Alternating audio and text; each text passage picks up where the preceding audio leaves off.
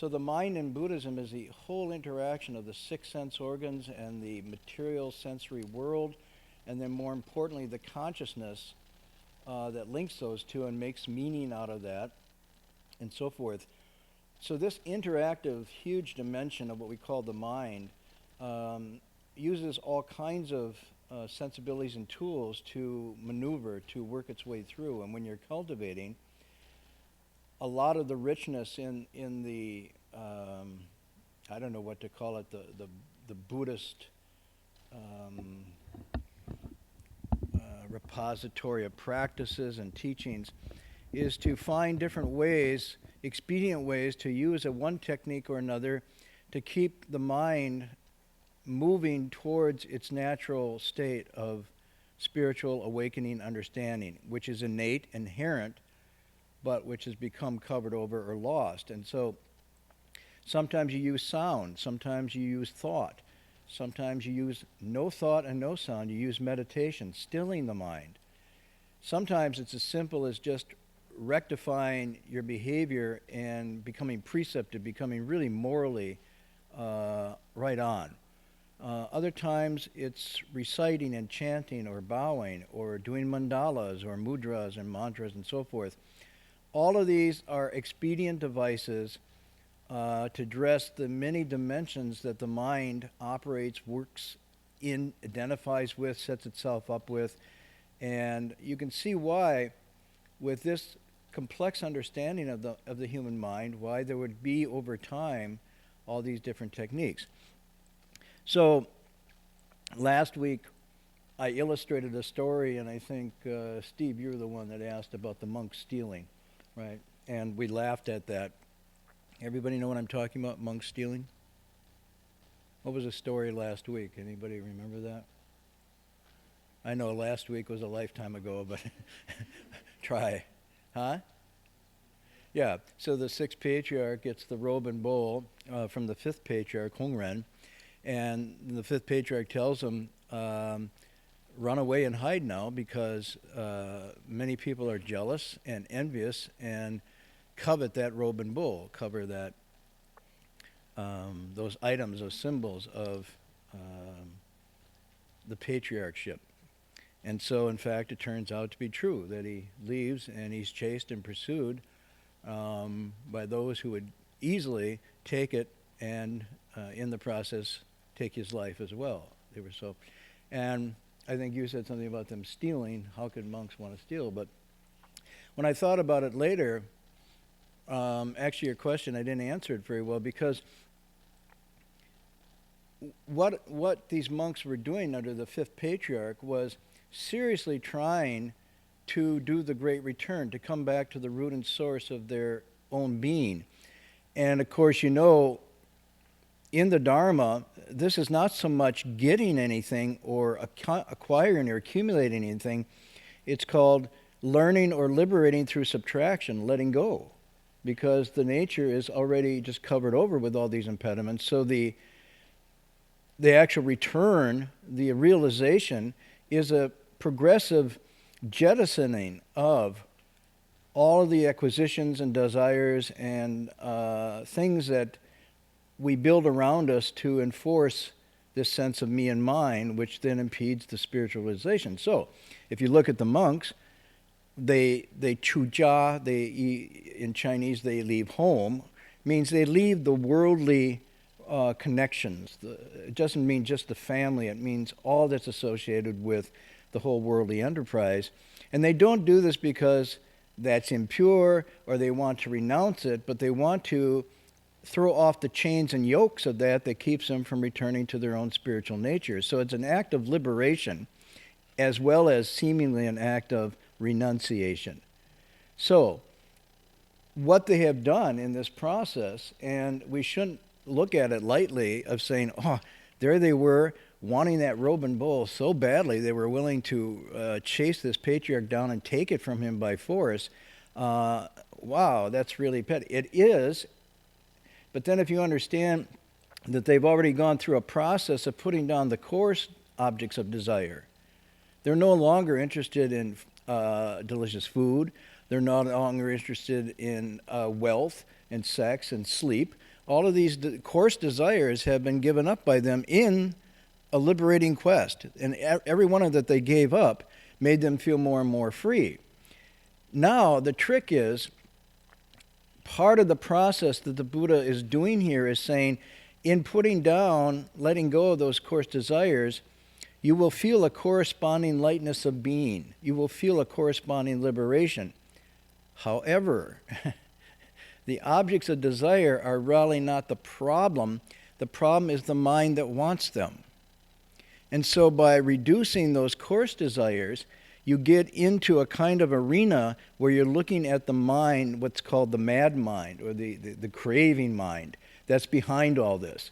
Sometimes I compare it to the Wizard of Oz. If you've seen the Wizard of Oz, there's all this stuff going on, the bells and smokes and whistles and whatnot. And then, what's her name? Dorothy. Dorothy finally goes and she's like, oh my gosh, the wizard. And she's saying, Mr. Wizard, I'm here, and there's no answer. And so finally she walks around behind, and there's just this little dude there working all these bells and whistles, making everything happen, putting on this great show. And she realizes the wizard's not really a wizard. He's just a sort of pathetic old man who's working his machine. Well, part of your cultivation is when you put down those coarse desires, you start to go behind and find the wizard, which is your mind. And it's in there working all these things up. I need, I want, blah, blah, blah. And you say, hey, chill. But to get to that, you have to sort of walk a path where you're letting down those coarser ones. So what I'm getting at is that these monks had done that, and they had sort of brought that mind down to a core, but it still was not subdued. It was still wanting, and what it wanted now was not food and sex and sleep and all those sorts of things or money, but it wanted enlightenment. And it wanted proof of that enlightenment by getting this robe and bowl. So all the material quest was gone, but the spiritual quest was now pursued with a fever. And what the text is telling us tonight, this one line that I want to spend a little time on here is, nonetheless, we go to the second. It's not that you shouldn't use these techniques and so forth, and it's not that you shouldn't avail yourselves of a power, but no matter what, this one line, and we've added 3 English words to cover the chill, never crave or yearn or seek for spiritual responses. Okay? So in other words, what these monks were doing was, having put down everything, still wanted the spiritual response, still were craving and seeking for that. And all the energy that went into all those other things was now corralled and harnessed into one thing, seeking the spiritual response, which was symbolized by the robe and bowl. Now, at one hand, we can say, well, they obviously hadn't become awakened. On the other hand, we have to give them credit for doing this incredible quest. And until you try it, don't look on it too lightly. Because one of the things you find that in putting down a simple desire for something, what happens is the energy that returns to you from putting that down feels like a rising volcano. Now, those of you who've gone to sessions know this. If you're eating at the session and there's only a couple meals a day and they're at regular times and you're not just running to the refrigerator every time you want, whoa, you're curbing the desire for immediate gratification through food just a little bit. And then if you decide during the session you're not going to talk to anybody, you're not going to socialize, then this social fame-seeking thing starts to be pulled back a little. And you feel nirvana. No.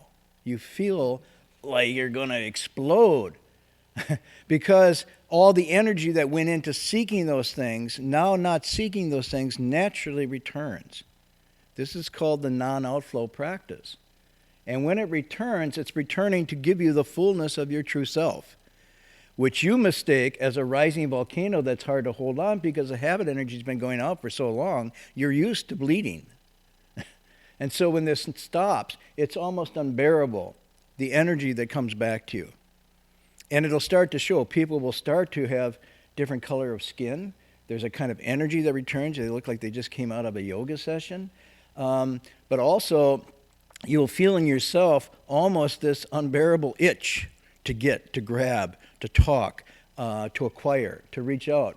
And the longer you can restrain that and hold it, the more this energy, natural energy, returns. And when that energy is full, it begins to open up into insight and understanding.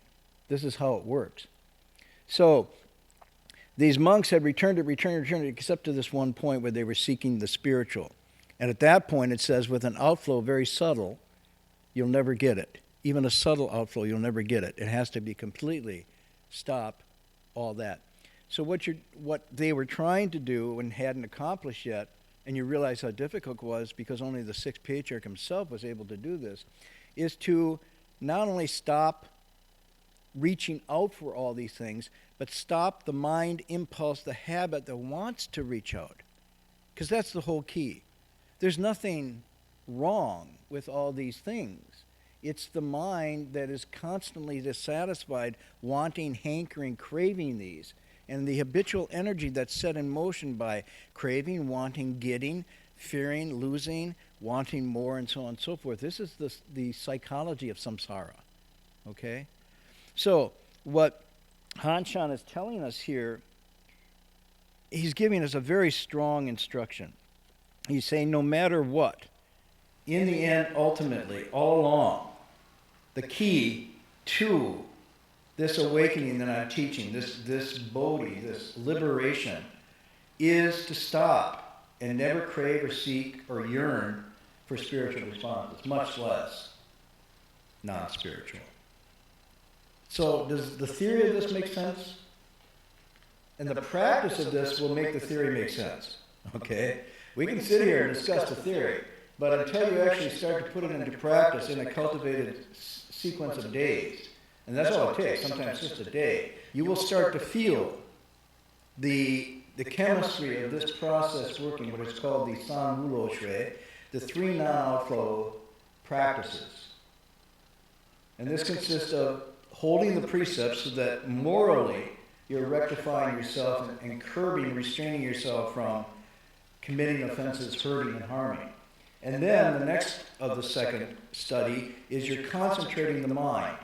So you're stabilizing the mind. You're bringing it to a kind of equanimity where it is level and equal, it said. And you're not moving off a very solid place of just being okay right in that present moment without anything happening. That's concentration. Now the third part of that is the insight that comes from those first two. With those, you'll start to see the nature of reality, which then reinforces letting go, putting down, and so forth. And that's why it's called the three non-outflow. And it's called non-outflow because you're actually returning this energy. Now, it's not just ideas you're returning, but you're returning your fundamental energy, your jingshan. And in doing this, you are restoring, you're sort of building up the energy, the light that you need to penetrate. Okay? So this is the practice. So often when you see the images, the icons of somebody sitting in meditation, that is symbolic for, if you look at it, I guess the one on the wall is probably the easiest one for me. Of course, you're all having to turn your head, but I can't see if there's any up here. You'll see a gathered in energy. The eyes, the ears, the nose, the tongue. You feel the whole thing in that pyramidal structure that the Buddha's posturing, that's symbolizing the non-outflow. It's the opposite of the shopper. Okay? That's not the Costco shopper. With the big cart, going through and, filling it up, okay? This is not the online shopper. Blah, blah, blah, blah, blah, blah, blah, blah. And there's no texting, there's nothing. Where's the energy? It's like completely here. It's not like, hi, how are you? Boom, boom, boom. There's nothing. He's totally unplugged. Look at that. Totally unplugged. And what is that little halo for? That's the light, the energy returning. Now, what the patriarchs are saying, that is our intrinsic inherent nature. We all have that, whole and complete. But we scatter it, we disperse it through the outflow activity. So when that mind that wants and craves finally stops, the fullness of your being naturally just is restored. Right like that. And so the teaching is there's nothing to seek because you have it all whole and complete already. But we forget that or we mistake that, and this is called wuming, sometimes translated as ignorance. I like it as better to be misperception, misunderstanding. And because we misunderstand that, we start to panic and feel we lack.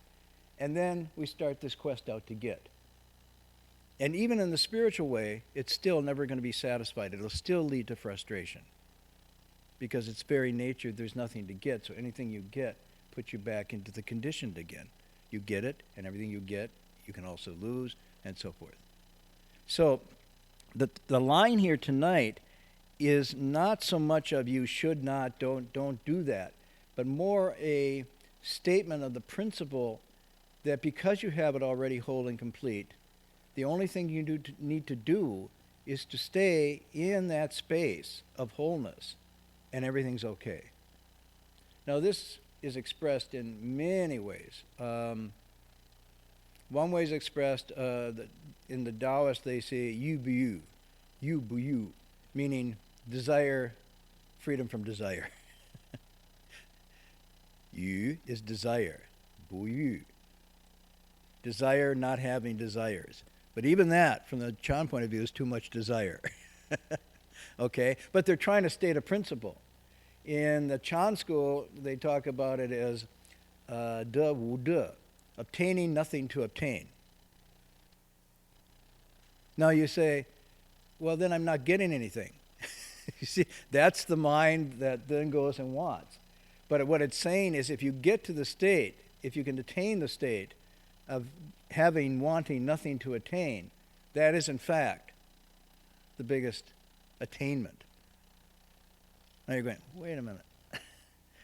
And the mind that we can't wrap around that is the ordinary confused mind that feels that it has to get, it has to grab, it has to go. This is very, very simple and yet very, very difficult. So there's a saying that in that space, it's not too much and it's not too little, it's just right. And knowing where it's just right, you could translate that as contentment, which they do, or sustainability, if you want to use a modern concept, just enough. It says, if you know just enough, you will always be happy. So, zhi zu chang le. Zu means enough. To know enough, always happy. But that's tricky. We just had a dinner last night with some professor friends of mine last week, and they all know this line. They're all Chinese philosophers. And they said, one of them said, all my life I've been trying to figure that out. And I said, well, it just means, she said, no, I know what it means. But knowing enough, when is enough, that's the hard thing. That's the hard thing. So the other line that goes, knowing when to stop, knowing the point of stopping, never in danger. So knowing enough, you're always happy. Knowing when to stop, what's the stopping point? There's never any danger. And then the third part of this is the greatest sign or omen of impending disaster is always wanting more. So we have three lines here that tie into what Han Chan is teaching. Knowing when is enough, just right, you'll always be happy. But not knowing when to stop, you will be always inviting danger. And then the last final line is, what was my final line? Always wanting more is the greatest sign of impending disaster.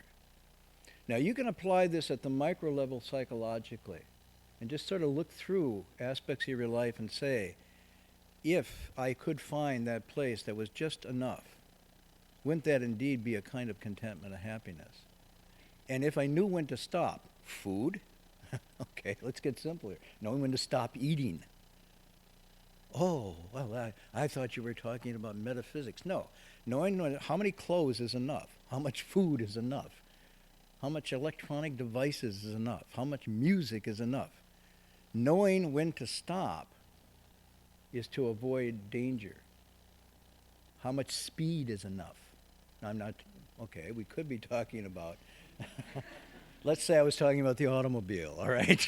Or the motorcycle. You know, knowing the limit. Where is that balancing point?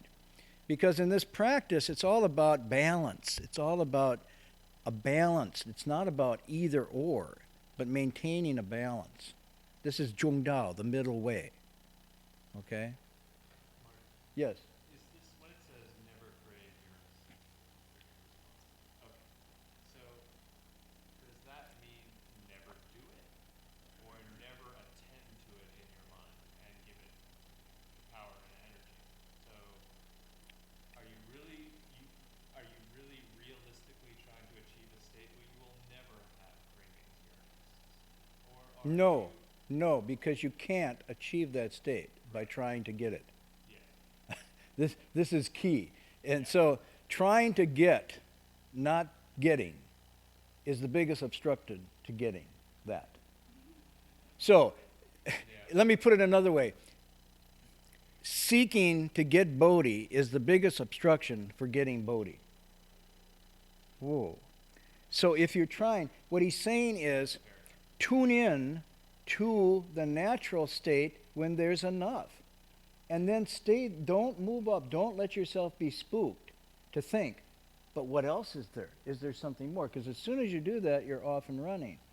So what he's saying is, ideally, if you are really attuned in your natural state of purity and stillness, you'll be fine.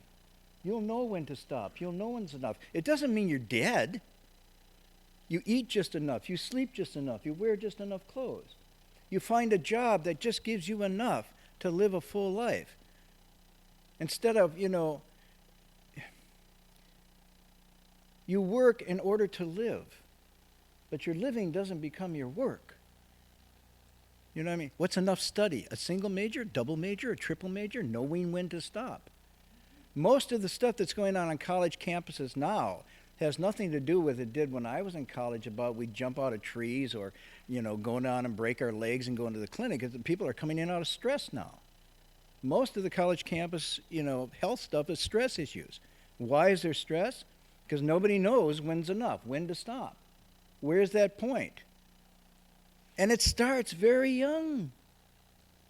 My niece just got back from New York. She said they had to stand in line to get the kids into prestigious kindergarten and fill out these forms and tell the kids, now when they ask you this, say that. When they ask, yes, when I grow up, I want to, at 4, 5, 6 years old. And after they get in that kindergarten, then they can relax. Oh, come on, go with me. Right, you relax. You got into kindergarten. No, because you think you got to do well in this kindergarten if you want to get into that primary school down the block that has the best and the brightest. So, okay, boom, boom, boom, boom, and they go. And now at 6 and 7 years old, they're having trouble sleeping at night. But they have headphones on playing them Mozart to stimulate their brain neurons so they'll be, blah, blah, blah, blah, blah, right? And they're getting the best organic food, so they'll have the best organic bodies and the organic brains to absorb all this stuff, right? And they're going to all these extra classes in between their regular classes. Their parents are cab drivers that take them to all these functions to stimulate their brains so they can get into the best secondary school. And after the best secondary school, then it's okay. So do you use Well, what? do you use cravings to get yourself to the point where you have enough and then you stop, or do you completely ignore? Cravings are an addition to the natural. So craving here by definition is going over the top of what you need. So craving's an irrational or a woming-driven impulse, driven out of a mistaken perception of how things really are. And once we get that anxiety, because really behind it, it's not desire, it's anxiety. And once that anxiety gets going, it's like I said when I was on farm, once the cows get spooked, it's really hard to settle them down. Now, what spooked them would be a movement in the grass or a loud noise. But once they get going, they're convinced that something's after them, and they start to stampede. So from the Buddha's point of view, the sixth patriarch says, this frantic passage through life, frantic means anxiety-driven, he says ends with bitter regret. Because we're spooked, and we're running. So we run through high school, Okay, if that's the game you're playing, because most people in here probably are playing that game or did, or dropped out of playing it, so you know what I'm talking about. And you get to high school and it's all done? Right. Then your parents say, in your sophomore year, maybe your freshman year, where are you going to go to college? Surely you want to go to the prestigious schools. I do? Yes, you do. It will make us so happy. And then you say, well, I'd like to make you happy. And you're going, the parents are going, okay, it will make us really sad. After all, we've devoted our lives to your happiness. Whoa, that's light. No pressure there, right? And then you get into that college. Finally, it's over. Oh, there's another stage. What I'm talking about, the frantic anxiety, there's called graduate school. And then the quest for graduate school. And then graduate school, it's done. Right, Rinaldi? After graduate school, you get it. Well, you got to find a job. Oh, okay. So here's the quest. If you find the job, you're anxious, because the job is anxiety producing. Because as soon as you get it, then you're under threat. You're going to lose it. So, any of you ever seen Modern Times? Charlie Chaplin's movie. It's wonderful. Yeah, you're nodding your head. Charlie goes to work in a factory, and he's got 2 wrenches, and his job is simply to turn the bolts on the machines as they come by. It's always the same. But then decide to speed up the assembly line. And so, and pretty soon, he's doing the same amount of time, but they're doubling it, and he's running all over. He can't keep up with it. And Modern Times, it's kind of this wonderful movie talking about the job you get. And you get the security and the health package. Not quite. And then somebody sells it out, there's a hostile takeover, the technology changes, and the anxiety's there. So if you get it, you have the anxiety of keeping it and fearing you're going to lose it. But then when you get it, you also have the anxiety of, when am I going to live? I'm living, 8 to 5, then I get in the car and drive from San Jose or from wherever for 2.5 hours. In Japan, it's even crazier. You just sleep in the office overnight and start the next day. And then you go back and back, and finally the weekend comes. In which case, you can join everybody else in the traffic jam going to the mall to spend the money to make meaning in their lives, blah, blah, blah, blah, blah, on and on and on. That wasn't there from Monday, Friday. So what I'm going at is this frantic passage in ancient times and modern times is the same mind. If the 6 patriarchs talking about it back in the Tang Dynasty, then we know that this is a human tendency and not just a tendency of our times. But the Enlightenment is knowing how to get out of that at any time. And so the equation goes back to how much of what I'm doing is driven by enough, contentment, the middle way, and how much am I driven by this endless craving anxiety for always wanting more. And yet everything I get leaves me feeling empty. See, this is the other side of it.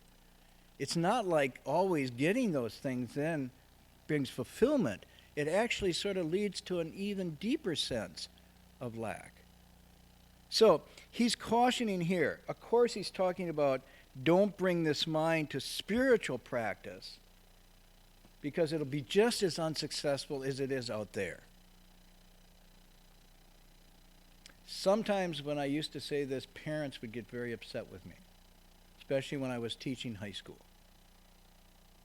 And they'd say, but this is a Buddhist school. Okay. Well, the Buddha's not exactly an exemplar of somebody who is driven for success to go to the prestigious graduate school and then go out and make a lot of money. He actually, if you look at his life story, and now they're getting really upset, he actually left the palace, left the job, turned down the CEO, the IPO, and everything, dropped all the devices, shaved his hair, the biggest symbol of status and identity, and went off in search of spiritual fulfillment and lost weight, wore rag clothes. How would this be the modern equivalent of prestige, privilege, power? It's not. So then they say, well, you're talking about a different Buddha. The Chinese Buddha is different.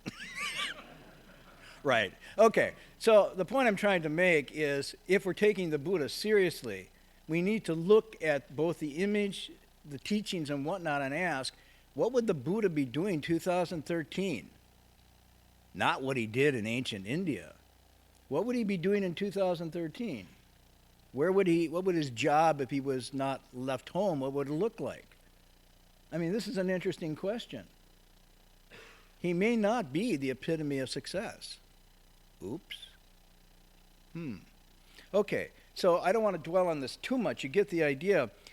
But he's saying sometimes we take that same mind and bring it to our spiritual practices. So we kind of see through things. We kind of drop things. But then that acquisitive power, goal-seeking mind we bring to the way place. And we say, in 7 days, I will have full awakening.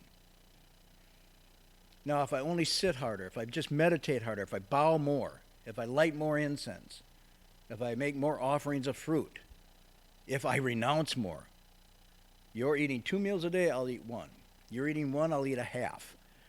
You know, and what he's saying, this mind is the same frantic mind that was out there acquiring, but now it's going after the Dharma. And it's bound to have the same failure rate as that.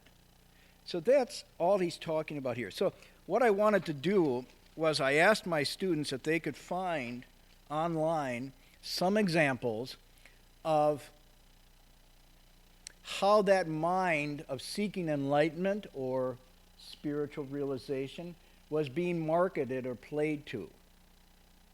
Okay, so, and they came up with some pretty interesting stuff. I am not endorsing what they came up with.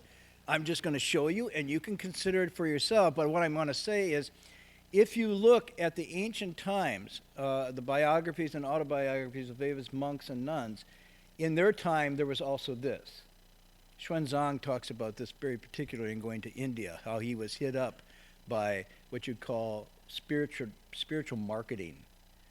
Okay, playing to, you can have it all for this simple investment, this simple commitment or whatnot, or join our group. So what I'm saying is, there's no way that you can be hooked if you're not hungry. Okay, simple fishing exercise here. Okay? A fat, content fish will not bite any hook. They just don't. You sit there, you put it in, you can even put a video on your hook, and that content fish is just going to go blah, blah, blah. That's why Lao Tzu says the longest living fish are the fat ones at the bottom of the pond. It's the eager, greedy ones on the surface that you can catch with a hook that's not even baited. They're so eager to bite. So if you are in this natural state of contentment, then you're not going to bite. You're not even fishing. So qiu xian could be called the fishing mind. Okay, so you're out fishing. You're fishing for a deal. You're fishing for a relationship. You're fishing for this. You're fishing for that. And that fishing will get you something on your hook. Think of Moby Dick. So be careful what you catch. It may pull you in. So what I'm applying here now is, let's look at some of these sites, and you discern, use your discernment and see if this isn't talking about what Han Chan's talking about. Now please, this will be a failure, and I'm going to blame my students for doing this. If some of you go, oh, write that site down. Man, I'm wasting my time here on Friday night. I'm going to that. Okay, so here's the first one. They did not create this, by the way. They just fished online and found this. So this looks authentic. Quick enlightenment, the fast track to spiritual enlightenment. Can somebody read it for me? I don't want to turn around, so go ahead. Loud. All over the country, more people are achieving spiritual enlightenment than ever before. No, wait, the first thing here, how come you're missing out? How come you're missing out? Because everybody's getting, it's like these car ads on television. Quick, only 3 days left for the sale. Everybody's here, and you look at the ad, and there's all these people walking around, and you're thinking, I got to get there before they get that. Okay, so everybody's doing it, and you're out. Go ahead. Some are attaining enlightenment through the many Buddhist centers that are popping up all over the country. While others are becoming enlightened after attending spiritual teacher, expert or attending seminars and spiritual retreats. Okay. Anything else? And still others found the mystical path of the Sufis or Zen Buddhists, the shortest route to spiritual enlightenment. We like it short. Which of the fact they use millions of people all over the world are for the very I guess I'm not reading the right papers, but go ahead.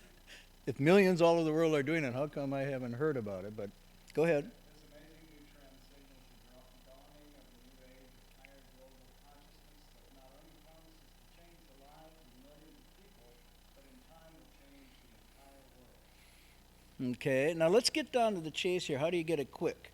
Buddhism's a single fasting. Though the Buddha lived, his ancient teachings are okay. How come it's fast? Where do we get to the fast?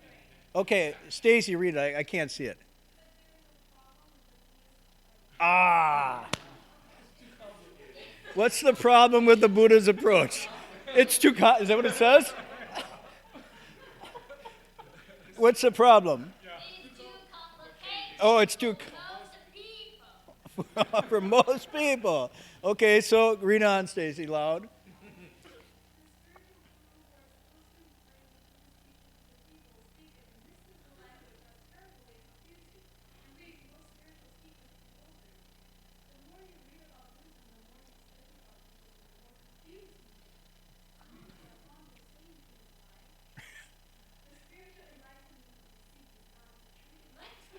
Ah.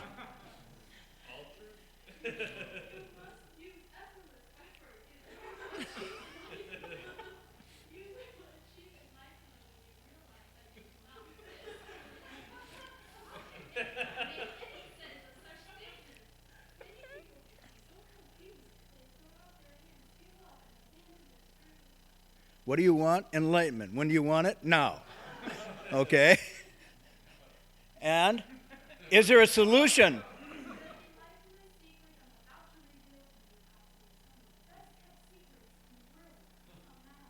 Until now.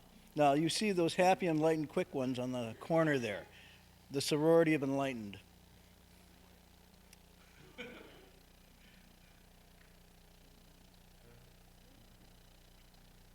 Okay, you get the idea, right?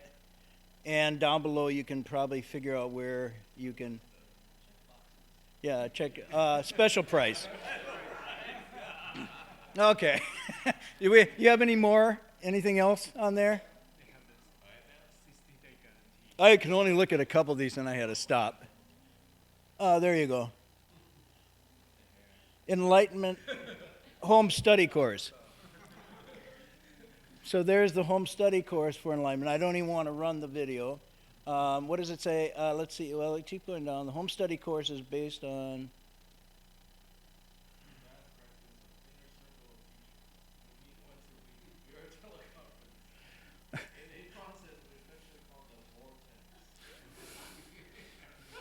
Now, come on.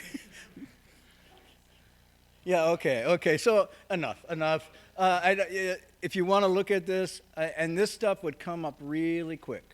Just look for enlightenment, spiritual awakening, and then just go to the small print and just figure out PayPal, what it would cost to do the quick course. The point I'm making here, we don't have to go over this in great detail, is this particular hook or ploy only works if your mind is hungry for or seeing awakening or seeing the spiritual realization as something that you can get. So if Han Shan's making any point, if Shu Yun's making any point, if the Buddha's making any point in saying how strange indeed we have everything we need whole and complete within to realize, it's only because of confusion and grasping, seeking, that we don't realize it. So it seems to be counterintuitive because you're saying, well, wait a minute. I want it, I should go get it. It's just like everything else. And what this teaching is saying, the very wanting to get it is the obstruction to having it be imminent and realized because it's already there. You're covering it over with the wanting. And this is what he's saying is covers it over further because the mind that craves it then will go out and try to acquire something that can never be gotten because you already have it whole and complete. So I sound like the confused Buddhist teacher according to this. But I am following a line of confused Buddhist teachers going back to my teacher and before. So just beware of this, both on the external, but the more interesting is the subtle marketing that's going on inside that we don't catch. Because this kind of thinking goes on within one's mind as you're sitting, as you're practicing. I'm going to get it. I'm going to be on the wave of the new enlightened and so forth. And this method is special that I got and so on and so. As soon as that mind gets going, then you're down this road internally. Okay? So if you want to do your own study on this, you could. Question?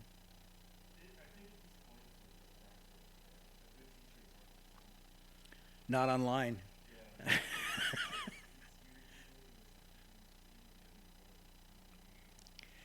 Well, in a sense too, this really hits at the what we call the zeitgeist, the spirit of the times. And the spirit of the times is to market everything. Everything is marketed. There's a new book called The Marketing of Religion, very popular. It's just talking about the selling. The title is The Selling of Religion. That in this particular culture of ours, it's even more than the time of the Buddha, because the whole culture is built around the commodification of everything and then the marketing of that for consumption.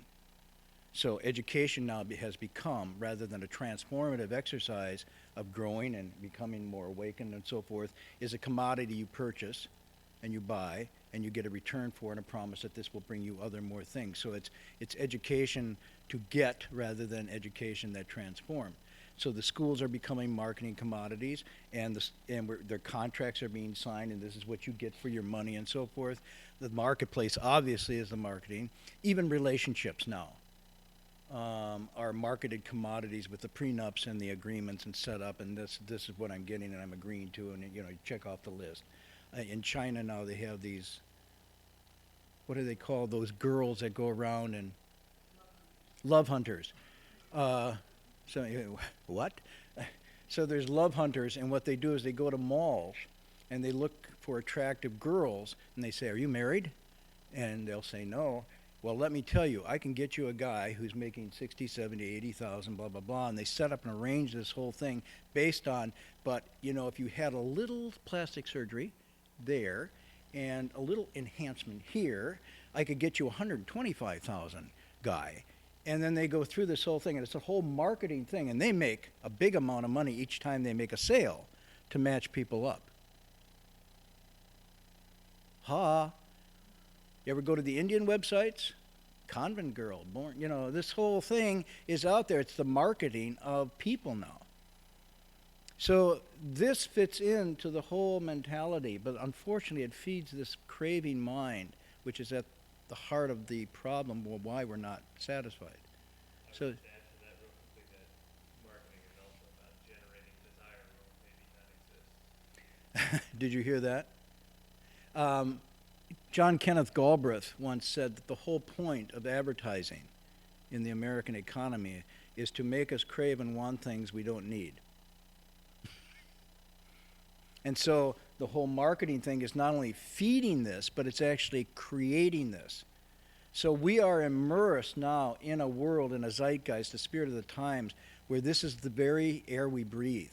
And to step outside of this is almost impossible. But that itself would be an awakening. To see how we're being conditioned is already the first step for awakening, and not to be hooked by all of this.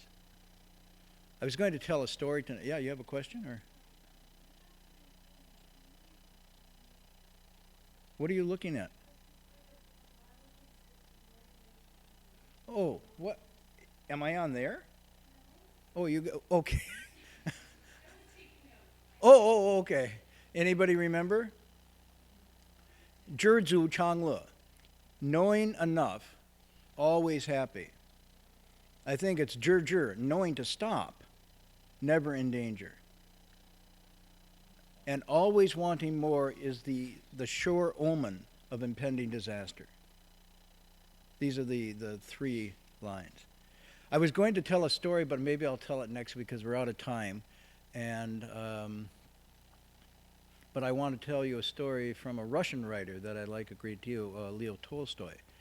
Now I'm going to tell you the story of War and Peace. That's why we're out of time. No.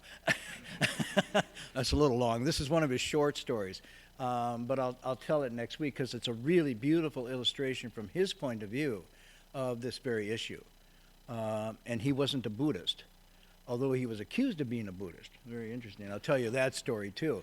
But next week I'll tell you the story of Tolstoy, which illustrates Hanshan's line here really well.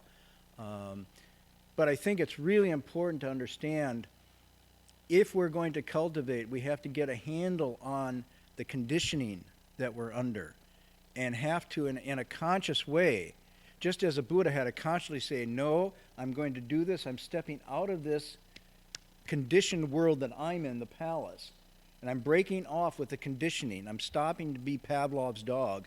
I am going out, and I'm trying to find the me that is independent of all these strings. In the same way, without having to leave home, I'm not saying you have to leave home, but in a very deep way, you have to look at, where am I strung? What are the strings that are pulling on me? And one by one, sever those strings, or we'll always be puppets, controlled by the conditioning, not just of the culture and the economy and so forth, but more importantly, our own unexamined impulses in mind. So the cultivation is, in a sense, recognizing and disentangling the conditioning. This is really important. So that's why he says, if you can stop craving, yearning, and whatnot, you're already almost completely there. Because all of the conditioning can only set up when there's something you feel you want and crave, and therefore you can be lured out of your natural purity and stillness to go get that. Okay. So next week, Tolstoy. Any announcements? If you want these websites, you can go to my students and ask them. Yes?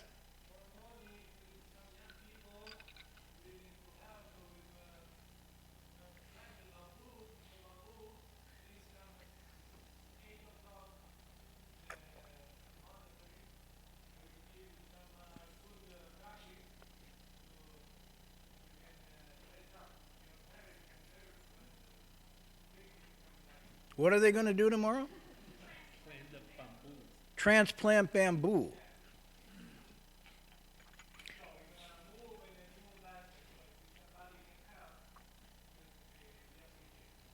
Okay. And this is the fast track to awakening, is the planting of bamboo. We'll do the transference.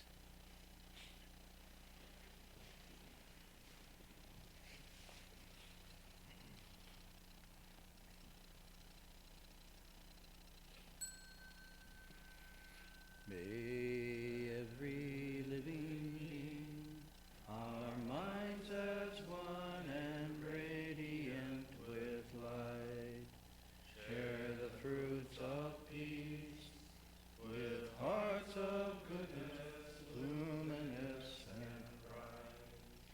If people hear and see how hands and hearts can find in giving unity, may their minds awake to great compassion, wisdom, and to joy. May kindness find reward. May all who sorrow leave their grief and pain. May this boundless light break the darkness of their endless night. Because our hearts are one, this world of pain turns into paradise. May all become compassionate and wise. May all become compassionate and wise.